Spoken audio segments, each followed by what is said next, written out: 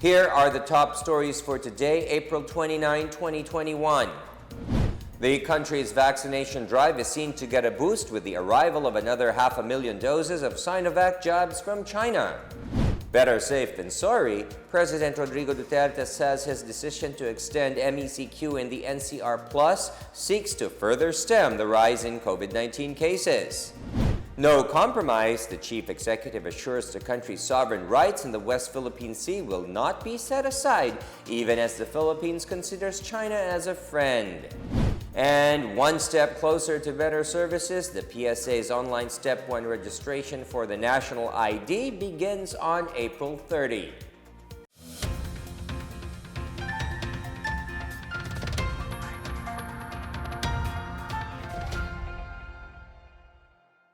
Good day, I am William Theo. Welcome to the PNA Newsroom. We start with another boost in the country's vaccination drive. Another 500,000 doses of Sinovac jabs from China arrived in the country earlier today. National Task Force Against COVID-19 Chief Implementer Secretary Carlito Galvez Jr. welcomed the arrival of the vaccines.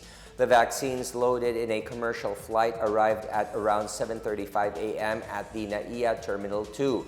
Galvez says the jabs will be deployed immediately to areas which are grappling with a high number of COVID-19 cases. This completes the 1.5 million doses of Sinovac jabs purchased by Manila. The country has so far received 3.5 million Sinovac doses, including 1 million doses that were earlier donated by China. Meanwhile, the country has distributed over 3 million vaccine doses in more than 3,000 vaccination sites. Latest data from the NTF against COVID-19 showed over 1.8 million vaccine doses have been administered. Over 1.5 million received their first dose, while almost 247,000 received their second dose. President Rodrigo Duterte apologized to the public for extending the more restrictive Modified Enhanced Community Quarantine or MECQ in the National Capital Region Plus. He said the 2-week MECQ extension is based on the recommendation of Health Secretary Francisco Duque III and other medical professionals. Mga kababayan ko, naghihingi lang ako sa inyo ng paumanhin. I'm sorry that I have to impose a longer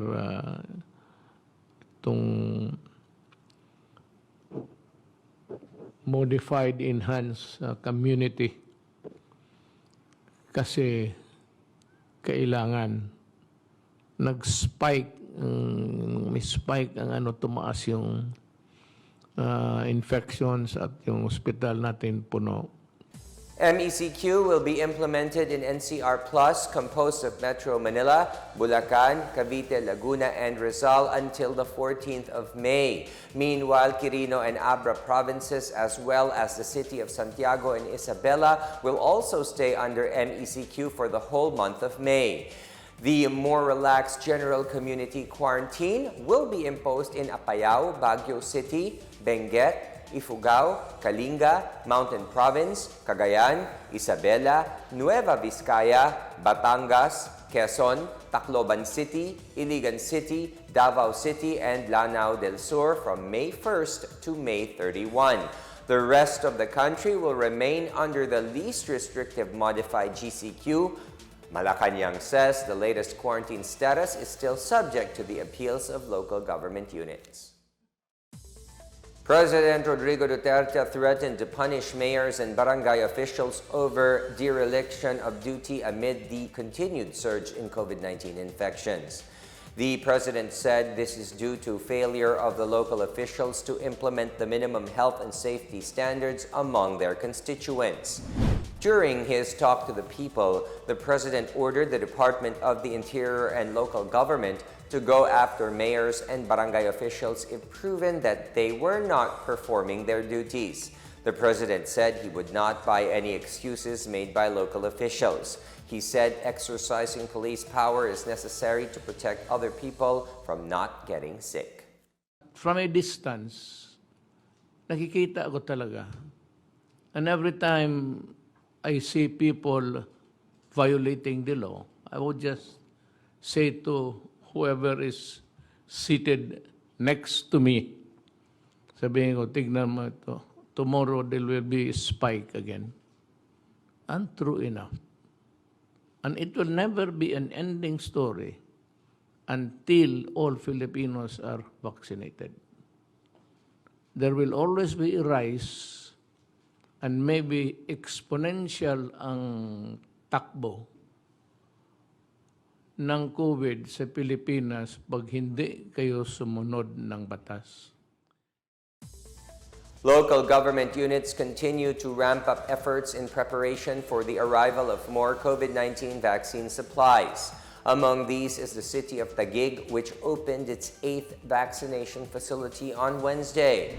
The facility is located at the Bonifacio High Street East. It is operated by the city government in partnership with the Ayala Healthcare Holdings Incorporated. The city has so far vaccinated over 29,000 residents belonging to the A1 to A3 vaccination priority list. The center is open from Monday to Saturday from 8 a.m. to 5 p.m. and you can cater up to 400 vaccinees daily. Taguig is among the recipients of the initial batch of 15,000 Sputnik V vaccines from Russia. Mayor Lino Cayetano said the city is more than capable of handling and utilizing these vaccines. An update on the coronavirus disease worldwide. The first Indian COVID-19 variant has been reported in the autonomous community of Andalusia, Spain. Meanwhile, 6 cases of the same variant have been reported in neighboring Portugal. In Portugal, Health Minister Marta Temido said the Indian variant infection in their country is a clear sign of community transmission, as those who have contracted the disease do not have a travel history in South Asian countries. Portugal has the lowest coronavirus infection rate in the European Union, with less than 70 infections per 100,000 people over the last 2 weeks. The country is also set to lift its state of emergency on May 1, but the government says it will not hesitate to reinstate it if the variants lead to another surge. Meanwhile, Spain is looking into the possibility that a woman whose sister had recently traveled to India caused the spread of the disease. The infection rate in Spain is more than 3 times higher than in Portugal, but the number slowly decreases per day. Spain is set to end its state of emergency on May 9. Officials of the World Health Organization are still studying the Indian variant, which could be more contagious than the others. Here is a look at COVID-19 figures around the world.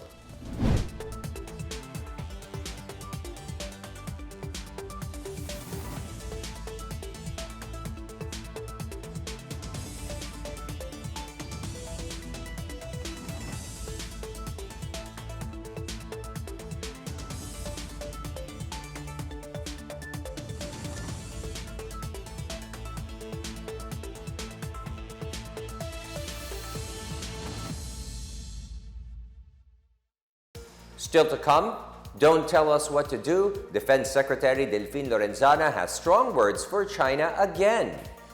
And allow free passage, LGUs connecting pass-through fees from truckers may face probe. Details ahead. This is the PNA Newsroom.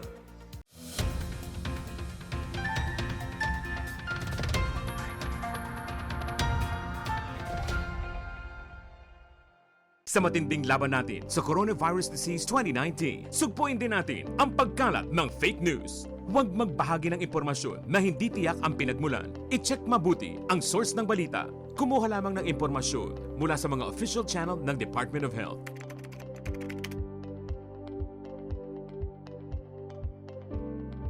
Huwag magpadala sa maling balita, basta't sama-sama at laging handa. Kaya natin to. Isang paalala mula sa DOH, PCOO, KBP at ng himpilang ito.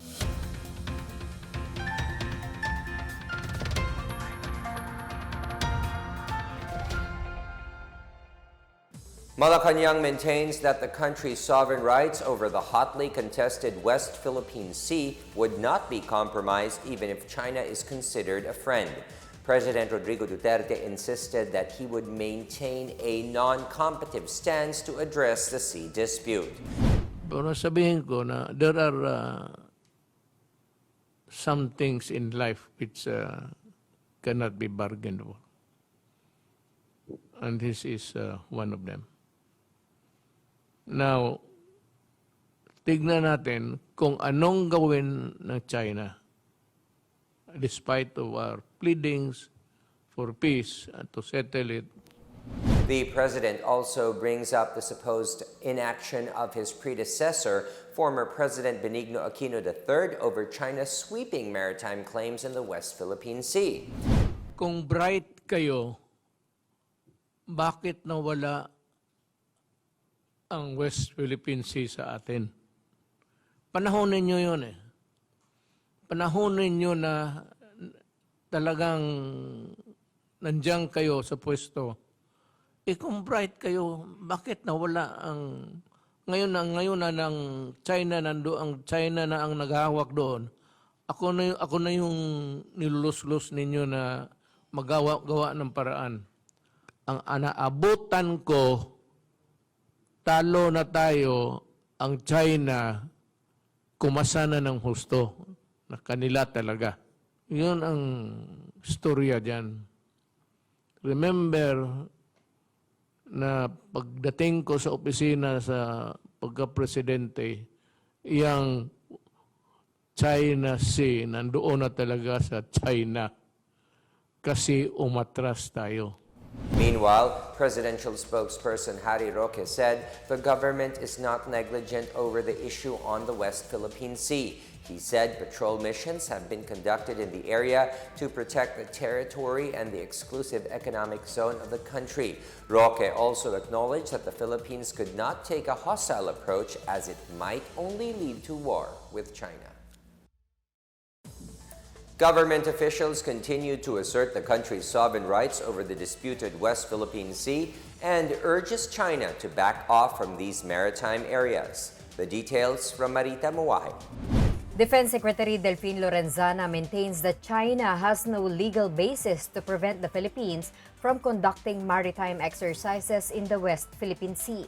These came following China's calls to stop the ongoing maritime exercises of the Philippine Coast Guard and the Bureau of Fisheries and Aquatic Resources in the area. They said such actions are complicating the situation and escalating the disputes. Lorenzana stressed that UNCLOS gave the Philippines sovereign rights to explore the natural resources of an area that is 200 nautical miles away from the mainland. Meanwhile, Foreign Affairs Secretary Teodoro Locsin Jr. ordered a fresh diplomatic protest against China amid its continued presence in the West Philippine Sea. He said that while the Chinese Foreign Ministry demanded that Manila halt its maritime drills in the area, the government will continue to assert our waters by right of international law that we won in The Hague. Locsin added that enhanced maritime drills could also provide some kind of clarity in the area. Under the Duterte administration, the Department of Foreign Affairs has so far lodged 78 diplomatic protests against China. The Philippine Coast Guard and the Bureau of Fisheries and Aquatic Resources earlier deployed 8 capital ships to conduct maritime exercises in the West Philippine Sea. This is said to be part of their efforts to secure the country's maritime jurisdiction in the area.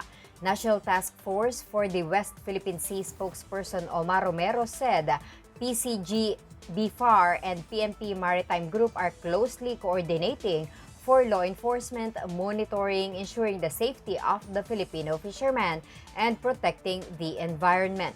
He said the deployment of the BFAR's monitoring, control, and surveillance and multi-mission offshore vessels off Kalayaan will boost the country's capability to deter illegal fishing. The PCG has also deployed its aircraft to patrol the area while the PNP Maritime Group is using their high-speed tactical watercraft, police gunboats, and police fast boats. For House Deputy Speaker Rufus Rodriguez, China has to pull out all its vessels from the West Philippine Sea to avoid heightened tension in the area. Rodriguez said that the Nansha Islands or the Spratly Islands, which China claims as its sovereign territory, are part of the 200 nautical mile exclusive economic zone under the United Nations Law of the Sea and the ruling of the UN Arbitral Court. He added that the Julian Felipe Reef, where China still maintains a presence despite repeated protests, is also part of our exclusive economic zone. For the PNA Newsroom, I'm Marita Muaje. Despite delays in deliveries, the Philippines ranks fourth among Southeast Asian countries in terms of COVID-19 vaccine rollout. Based on the April 22nd data of Bloomberg and Foreign Service Posts, the Philippines is running fourth behind Indonesia, Singapore, and Myanmar in the vaccination program. The Philippines began to roll out COVID-19 vaccines on March 1st, starting with healthcare workers. About 86% or over 3 million out of the 3.5 million doses of the country's available vaccines have been distributed nationwide, particularly in high-risk areas. Malacanang earlier said the initial batch of 15 doses of Sputnik V vaccine will not arrive Wednesday due to a lack of direct flights from Russia. The palace, meanwhile, expects the COVID-19 vaccine supply in the Philippines to grow by leaps and bounds starting May. Presidential spokesperson Secretary Harry Roque allayed concerns over delays in the delivery of vaccines to the country amid limited global supply. Roque said the country is expected to receive around 4 to 6 million vaccine doses by May. Roque also said he does not see a need to make COVID-19 vaccination mandatory unless the country has 20 million vaccine doses a month. The Philippines aims to secure 148 million doses of COVID-19 vaccines from several companies to inoculate an initial 50 to 70 million Filipinos this year. Over 44,000 local and overseas jobs are up for grabs in the scheduled nationwide online job fair on May 1, Labor Day. The Department of Labor and Employment said there are 578 employers and 530 locals participating in the event. Of the number of job vacancies, nearly 37,000 are local employment, while over 7,000 are jobs abroad. Top industries are manufacturing, business process outsourcing or BPO, government, textile, and construction. For overseas, the top opportunities are nurse, factory worker, mechanic, nursing aide, healthcare assistants, and cleaners. The 119th Labor Day is observed with the theme Mayo Uno sa Bagong Panahon, Manggagawa at Mamamayan, Babangon Susulong. Starting tomorrow, more Filipinos can now sign up online for the Philippine Identification System or the Philsys National ID. The Philippine Statistics Authority announced that the government will open the Philsys online portal to the public.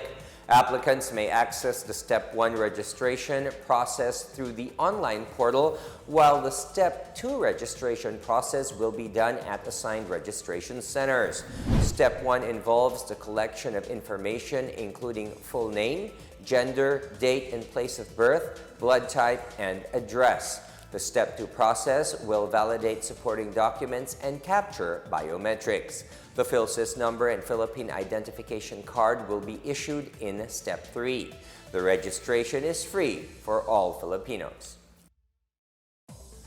The Anti-Red Tape Authority, Department of the Interior and Local Government, and the Department of Finance are directing all local government units to stop collecting fees and taxes from vehicles transporting goods. ARTA Director General Jeremiah Belhica said they issued Joint Memorandum Circular number 2021-01 as they continue getting complaints on the imposition of pass-through fees by the LGUs. This despite prior rules and regulations prohibiting the collection of fees and taxes on the transport of goods and products. DILG Secretary Eduardo Año said some 30 LGUs have ordinances still imposing taxes and fees on the transport of goods. ARTA Deputy Director General Ernesto Perez said this initiative is part of the government's efforts to improve the country's logistics sector. Truckers may file complaints to the government's 8888 hotline or through ARTA's dedicated email address for these concerns as passthrough@arta.gov.ph.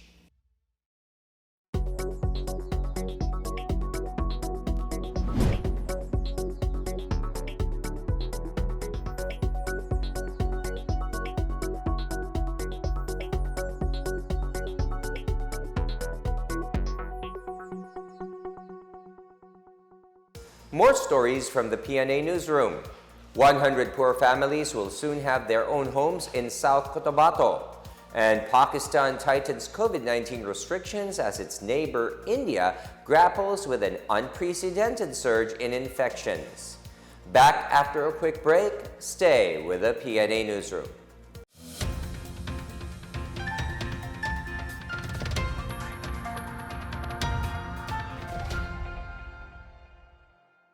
Tandaan ang tamang paraan ng paghuhugas at paglilinis ng kamay upang makaiwas sa iba't ibang karamdaman. Basain ng tubig ang mga kamay at sabunin. Unang sabunin ang mga palad at ang likod ng mga kamay. Kuskusin na maigi ang pagitan ng mga daliri at maging ang mga kuko. Isunod ang pagitan ng mga hinlalaki at kuskusin ng paikot ang mga dulo ng mga daliri sa magkabilang palad. Banlawang mabuti ang mga kamay sa malinis na tubig at patuyuin ang mga kamay gamit ang single-use towel o air dryer. Basta't sama-sama at laging handa, kaya natin to! Isang paalala mula sa DOH, PCOO, KBP at ng himpilang ito.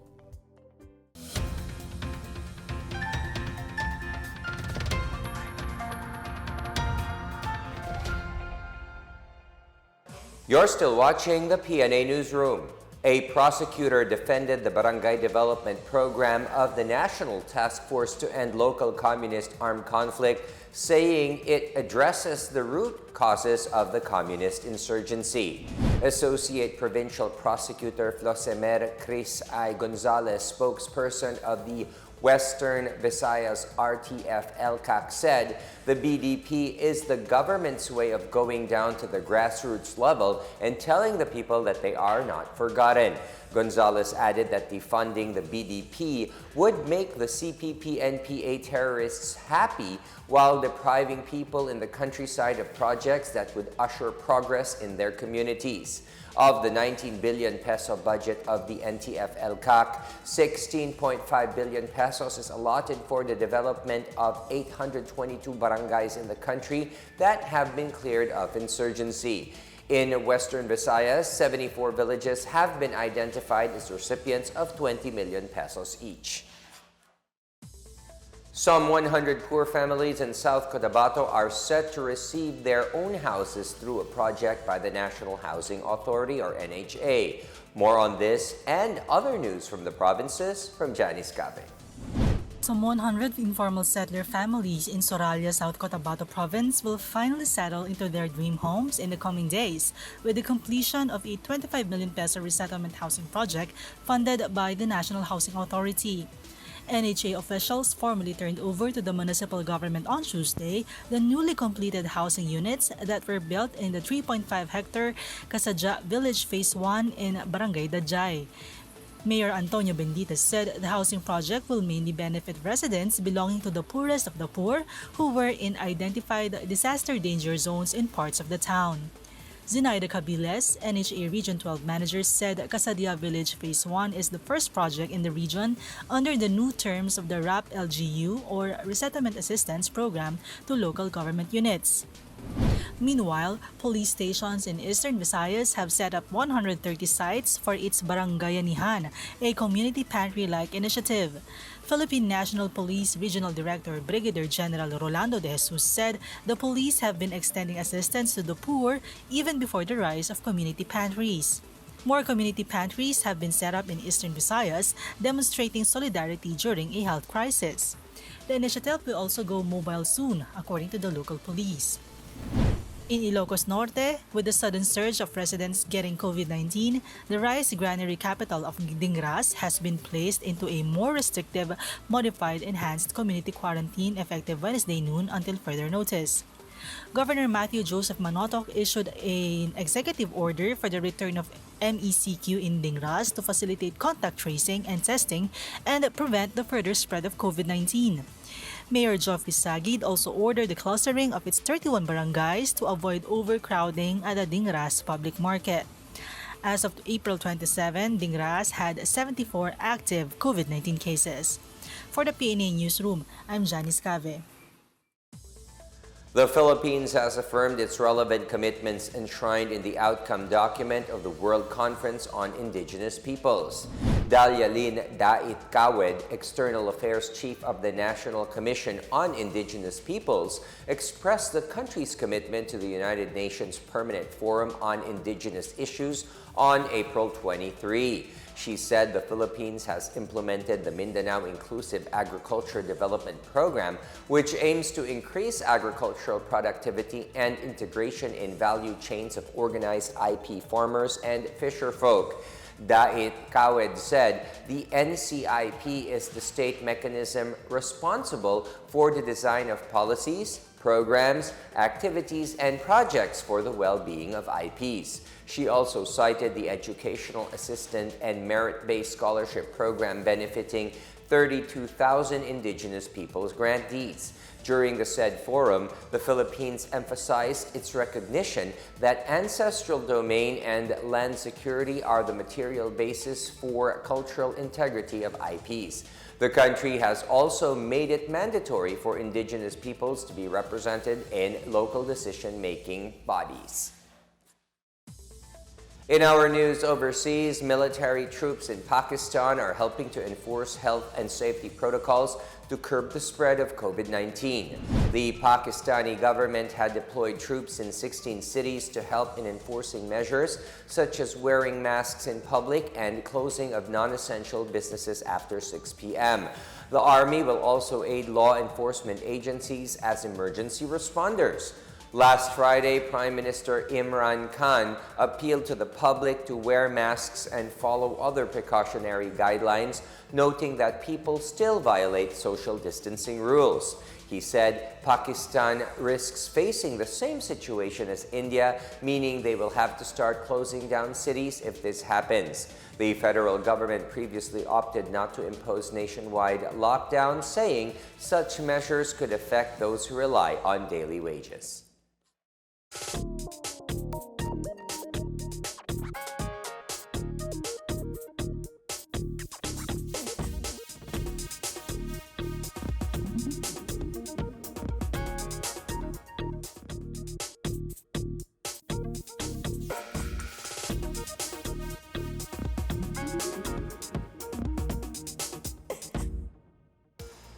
Here's another look at today's biggest stories. The country's vaccination drive is seen to get a boost with the arrival of another 500,000 doses of Sinovac jabs from China. Better safe than sorry, President Rodrigo Duterte says his decision to extend MECQ in the NCR Plus seeks to further stem the rise in COVID-19 cases. No compromise, the chief executive assures the country's sovereign rights in the West Philippine Sea will not be set aside, even as the Philippines considers China as a friend.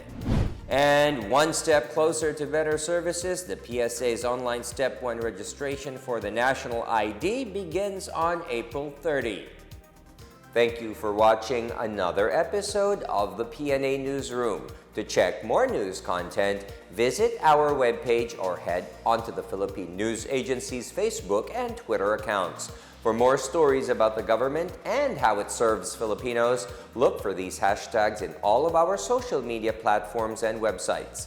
We are shown on the pages of the PCOO and its attached agencies. Also, watch us on television on PTV4 and IBC 13.